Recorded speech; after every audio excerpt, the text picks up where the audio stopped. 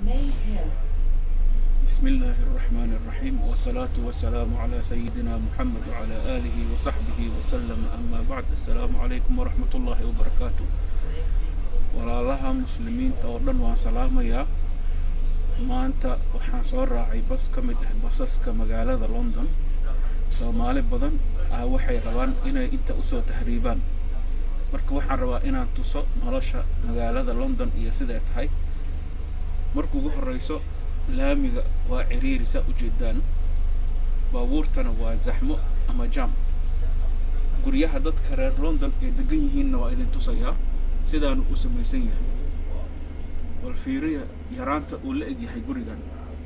haddeer shirkadan aad u jeedaan korkeeda dabaqa saaran hal qol ama laba qol camal waaye, intaas yariista la degan yahay qof walba. marka waa guryo ciriiri ah, magaalada waa ciriiri. annagana ilaahay wuxuu ina siiyey dhul aad iyo aad u weyn. marka dadka jooga Soomaaliya ee u soo tahriibayo in ay imaadaan magaalada London, hala socdaan in ay u dambayni doonaan guri labadaas dariishad yaryariiska bas iska leh, inay ku dambayni doonaan hadday London imaadaan, oo ciriiri ah, oo aad iyo aad u ciriiri ah. dadka dad isjecel ma aha, kulli waa la ordayaa, nolosha la burinayaa. haddaa idin sheego sartaas labadaas dariishad yaryariiska iska leh ijaarkeeda waxaa waaye ugu yaraan 1,200 oo lacagta giniga Britain. marka saa u jeedaan guri saas u yar, qol yariis ah, xataa qolka hadduu ku weynaani lahaa wax dhan bay ahaani lahayd, laakiin qolkiiba wuxuu yahay qol ciriiri ah. waa ma aragtay magaalo aad iyo aad ciriiri u ah. sidoo kale guryahan waa sidoo kale waaye.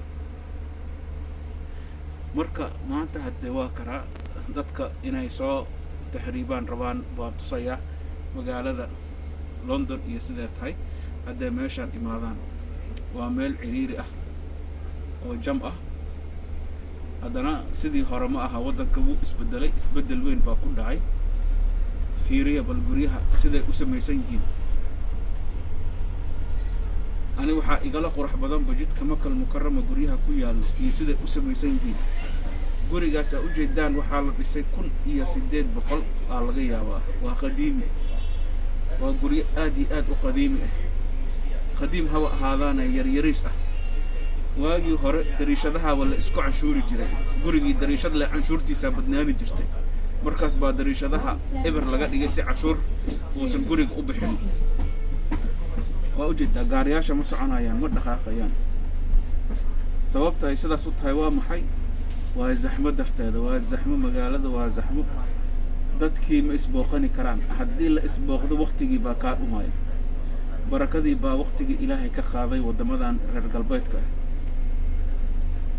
sababtoo magaaladii baa ciriiri iska noqotay. marka maanta haddee waxaan rabaa inaad fiirsataan magaalada London sida ay u samaysan tahay, inaad fiirsataan.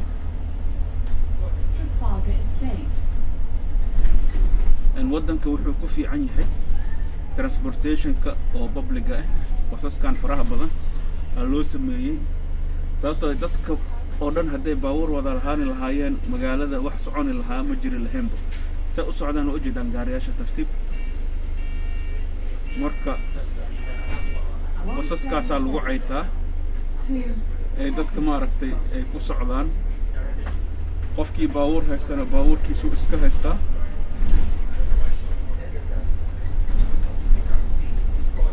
waa kana guryaha waxay jiraan boqolaalo sano.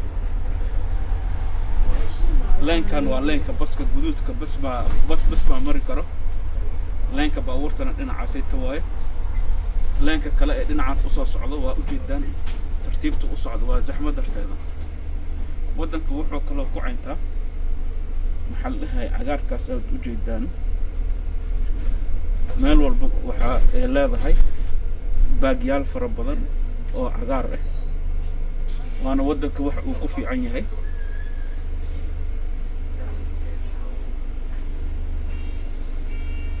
dhinacan waa hoolada laga yaabaa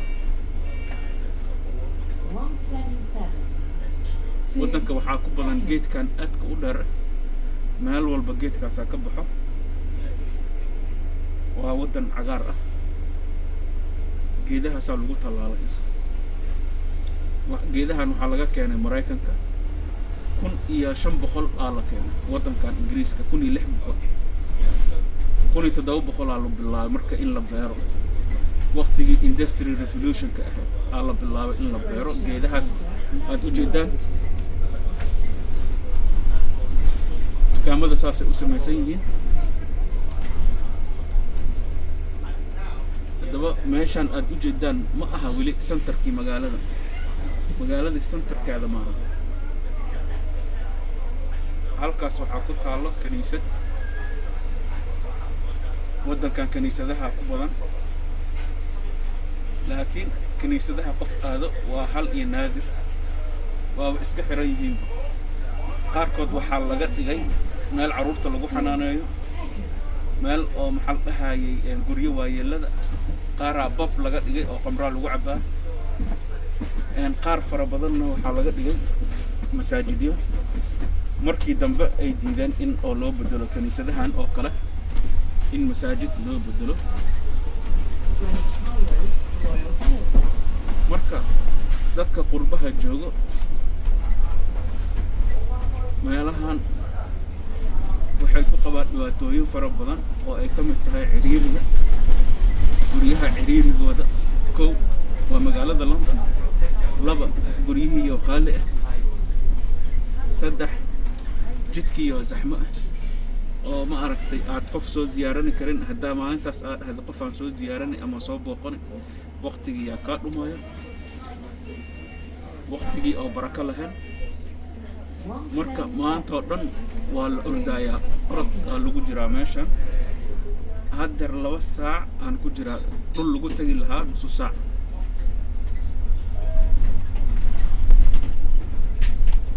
laba saac bas aan sii socdaa oo koona guriyihii ciriiriga ahaa